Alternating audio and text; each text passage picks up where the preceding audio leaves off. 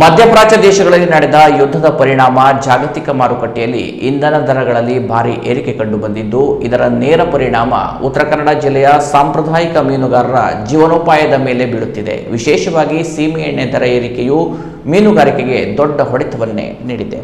ಯುದ್ಧಕ್ಕಿಂತ ಮೊದಲು ಲೀಟರ್ಗೆ 64 ರೂಪಾಯಿ ಇದ್ದ ಸೀಮೆ ಎಣ್ಣೆ ದರ ಈಗ 152 ರೂಪಾಯಿಗೆ ಏರಿಕೆಯಾಗಿದೆ. ಸರ್ಕಾರದ ಮೀನುಗಾರರಿಗೆ ಪ್ರತಿ ಲೀಟರ್ಗೆ 35 ರೂಪಾಯಿ ಸಬ್ಸಿಡಿ ನೀಡುತ್ತಿರುವುದರಿಂದ ಅವರಿಗೆ 117 ರೂಪಾಯಿಗೆ ಸಿಗುತ್ತಿದ್ದರೂ ಇದು ಪೆಟ್ರೋಲ್ ದರಕ್ಕಿಂತ ಹೆಚ್ಚು ದುಬಾರಿಯಾಗಿದೆ. ಈ ದರ ಏರಿಕೆಯಿಂದ ಮೀನುಗಾರಿಕೆ ವೆಚ್ಚ ಹೆಚ್ಚಾಗಿ ಲಾಭ ಕಡಿಮೆಯಾಗುತ್ತಿರುವುದರಿಂದ ಬಹುತೇಕ ಸಾಂಪ್ರದಾಯಿಕ ಮೀನುಗಾರರು ಮೀನುಗಾರಿಕೆಯನ್ನ ತಾತ್ಕಾಲಿಕವಾಗಿ ಸ್ಥಗಿತಗೊಳಿಸಿದ್ದಾರೆ. ಮೀನುಗಾರರು ತಮ್ಮ ಸಂಕಷ್ಟವನ್ನ ವ್ಯಕ್ತಪಡಿಸಿ ಸೀಮೆಎಣ್ಣೆ ಸಬ್ಸಿಡಿಯನ್ನ ಹೆಚ್ಚಿಸುವಂತೆ ಸರ್ಕಾರವನ್ನ ಆಗ್ರಹಿಸಿದ್ದಾರೆ.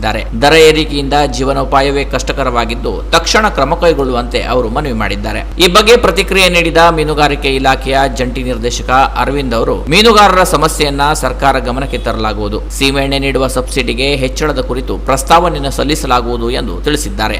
ಈಗ ನಮ್ಮ ಮೀನುಗಾರಿಕೆಯ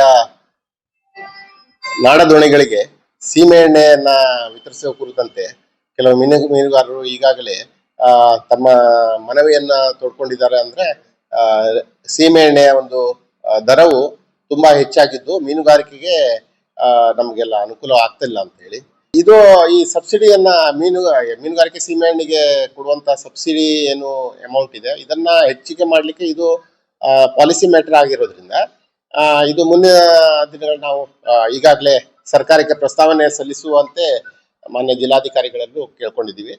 ನಾವು ಸಹ ನಮ್ಮ ಸೆಕ್ರೆಟರಿ ಅವರಿಗೂ ಕೇಳ್ಕೊತಾ ಇದ್ದೀವಿ. Canara plus news, Karwar.